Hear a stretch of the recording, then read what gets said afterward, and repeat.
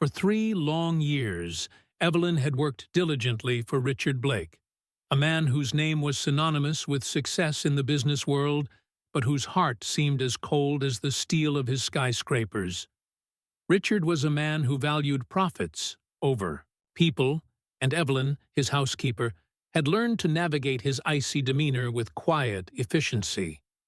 Her days were filled with the meticulous care of his sprawling mansion, her duties clear and unchanging. But nothing could have prepared her for the day Richard summoned her to his office with a request that would alter the course of her life. Richard's company was teetering on the edge of disaster. A crucial deal was unraveling, and he needed to impress a group of powerful investors at a high-stakes dinner. With no time to secure a suitable companion, his gaze fell on Evelyn, who was quietly polishing the bookshelves in his office. "I need you to accompany me to a dinner tonight," he said, his tone clipped and devoid of warmth. "This isn't an invitation. It's an instruction.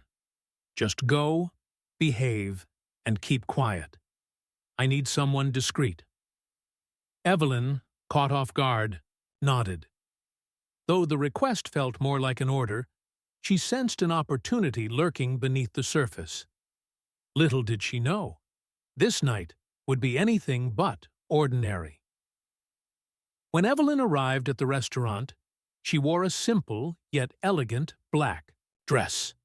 Richard, already waiting outside, checked his watch impatiently and barely acknowledged her before muttering, "Let's go." The restaurant was a temple of luxury, its atmosphere thick with sophistication. As they approached the investors' table, Evelyn felt the weight of their scrutinizing gazes. Richard introduced her curtly. "This is Evelyn. She's accompanying me tonight." The investors, a group of sharp-suited men and women, exchanged subtle glances, their silent judgment palpable. To them, Evelyn seemed out of place, but she remained calm, her demeanor unshaken.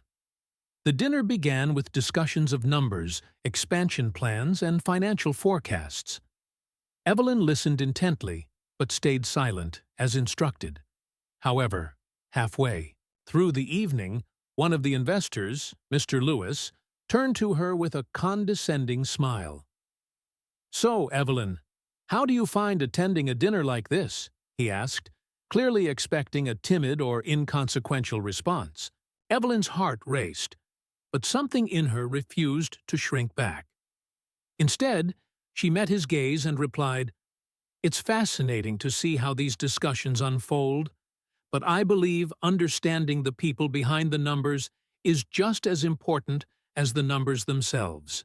The table fell silent.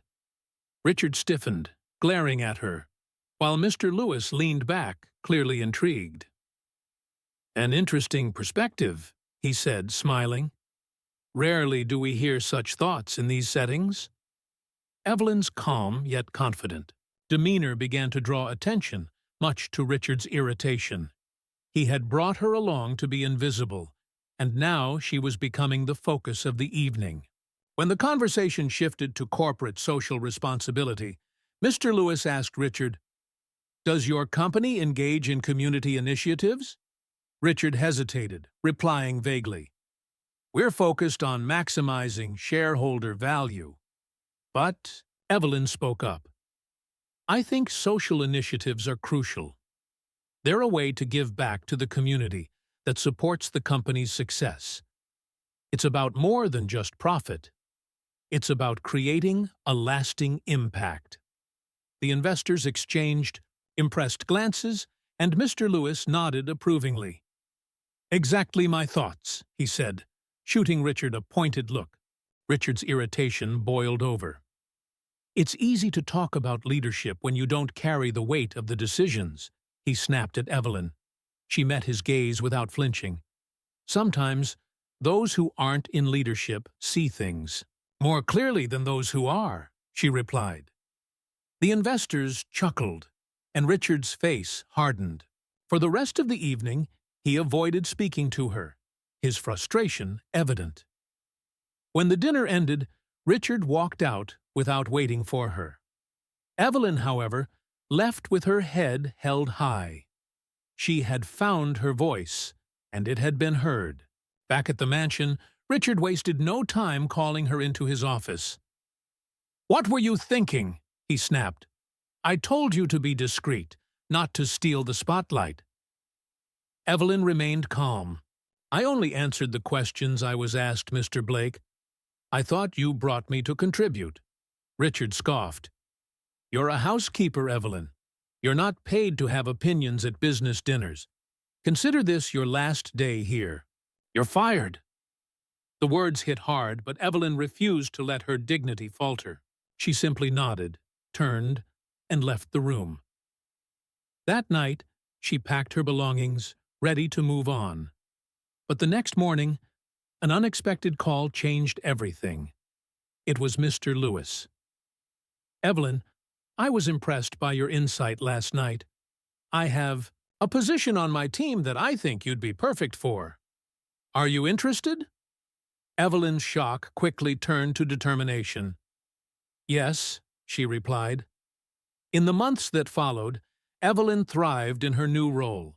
Her ideas and leadership skills gained recognition, and she quickly rose through the ranks.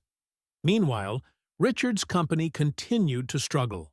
His arrogance had driven away valuable partners, and his impulsive decisions worsened the crisis. The turning point came when Mr. Lewis's company acquired a significant stake in Richard's business. Evelyn, now in a leadership role, found herself face-to-face with her former employer at a high-stakes meeting. When Richard entered the room and saw her sitting among the leaders, his face paled. "Evelyn," he muttered, disbelief etched across his face. She met his gaze calmly. "Yes, Mr. Blake. It seems our paths have crossed again." The tension in the room was palpable. Richard's frustration and disbelief were evident, but Evelyn's composure remained unshaken. Throughout the meeting, she presented her plans with clarity and confidence, earning the investors' approval. Richard, on the other hand, struggled to regain their trust. After the meeting, he confronted her. "You think you've won, don't. You?" he said, his voice laced with bitterness. Evelyn looked at him steadily. "This isn't about winning, Richard. It's about leadership. And leadership isn't about control. It's about serving others." Her words struck a chord. For the first time, Richard began to reflect on his actions and the consequences of his arrogance. That night, he stayed late at the office, poring over reports and revisiting every decision he had made. Days later, Richard surprised everyone by attending a community outreach event organized by Evelyn's team. He listened to the stories of people whose lives had been changed by the company's social initiatives. For the first time, he saw the human side of the business he had once run solely for profit. Evelyn noticed the change in him. Though cautious, she offered him guidance, helping him understand the impact of true leadership.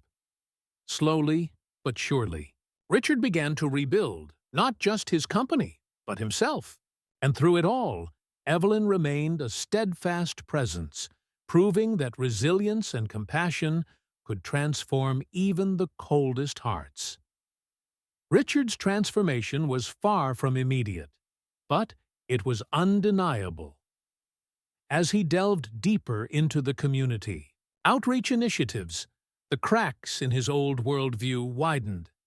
Each visit, each story, each handshake from someone whose life had been touched by the programs chipped away at his hardened exterior. Slowly, Richard began to grasp the profound truth Evelyn had been trying to impart, that leadership wasn't just about profits and power, but about responsibility and impact.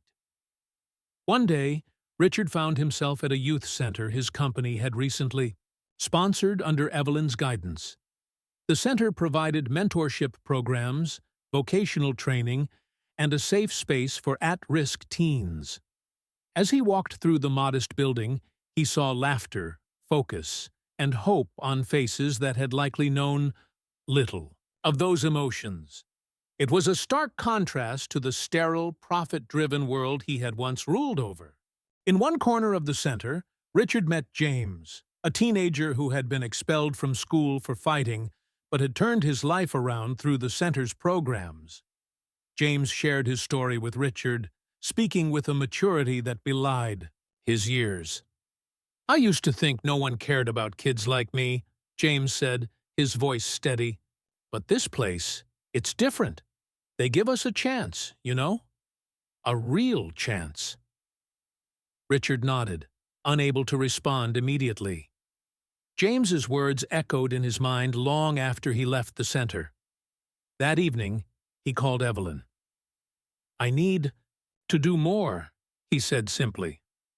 "I can't just show up and not belong anymore. I want to be part of the change." Evelyn's tone softened. "That's a good start, Richard. But remember, it's not about grand gestures. It's about consistency. Real change takes time and commitment." As weeks turned into months, Richard's efforts became more genuine and focused. He immersed himself in the details of the projects, attending planning meetings, listening to community leaders, and even volunteering his weekends to mentor program participants. Evelyn, though initially skeptical, began to see the sincerity in his actions. Her guarded demeanor softened as she observed the changes in him. One evening, after a particularly long day at the office, Evelyn invited Richard to join her for coffee. They sat in a quiet cafe, a rare moment of reprieve from their demanding schedules. "You've come a long way," Evelyn admitted, her voice carrying a note of admiration. Richard smiled faintly. "I had a good teacher. You didn't just show me what I was doing wrong, you showed me what I could do right." Evelyn's eyes met his, and for a moment the professional boundaries between them seemed to blur. There was an unspoken connection, a mutual respect, that had grown into something deeper. But neither spoke of it. Not yet. The turning point came during a high-profile event hosted by Evelyn's team. The evening was meant to celebrate the success of the company's community initiatives and to secure further support from stakeholders. Richard, once the face of cold corporate ambition, was now fully engaged, greeting attendees, sharing stories of the projects, and advocating for their expansion. During his speech, Richard's voice carried a newfound warmth and conviction. "In the past, I thought success was measured by profits and accolades," he said, glancing briefly at Evelyn in the audience. "But I've learned that true success lies in the lives we touch and the communities we uplift. This isn't just a business strategy, it's a responsibility, and I'm proud to be part of it." The applause was thunderous, but it was Evelyn's quiet nod of approval that meant the most to him. As the months passed, Richard and Evelyn's partnership flourished. Their professional synergy was undeniable, but beneath it, a personal bond continued to grow. They shared late nights brainstorming ideas, quiet moments of reflection after community visits, and even light-hearted laughter over coffee breaks. Richard found himself drawn not just to Evelyn's intellect and passion, but to her unwavering integrity and compassion. One evening, after a particularly successful board meeting, Richard found the courage to address the feelings that had been building inside him. "Evelyn," he began hesitantly, "I don't know where I'd be without you. You've challenged me, inspired me, and changed me in ways I never thought possible. And somewhere along the way, I realized that I care about you deeply." Evelyn's eyes widened, and for a moment, she was silent. Then she smiled, her expression soft and genuine. "Richard, I've seen the changes in you, and I'd be lying if I said I didn't feel the same way. But we need to be careful. What we have here is special, and I don't want to jeopardize it." Richard nodded, understanding the weight of her words. "We'll take it one step at a time," he said, "but I want you to know how much you mean to me." Their relationship evolved naturally, built on trust, respect, and shared purpose. Together, they continued to expand the company's initiatives, bringing transformative change to countless communities. Their love for each other became a source of strength, fueling their commitment to the work they had begun. Years later, as they stood together at the opening of a new community center, the largest project they had undertaken, Richard turned to Evelyn. "We've come so far," he said, his voice filled with gratitude. "And it's all because of you." Evelyn smiled, slipping her hand into his. "No, Richard. It's because of us. Together, we built something that matters, and this is just the beginning." As they looked out at the crowd of smiling faces, they knew their journey was far from over. But for the first time, they were certain of one thing. They were exactly where they were meant to be.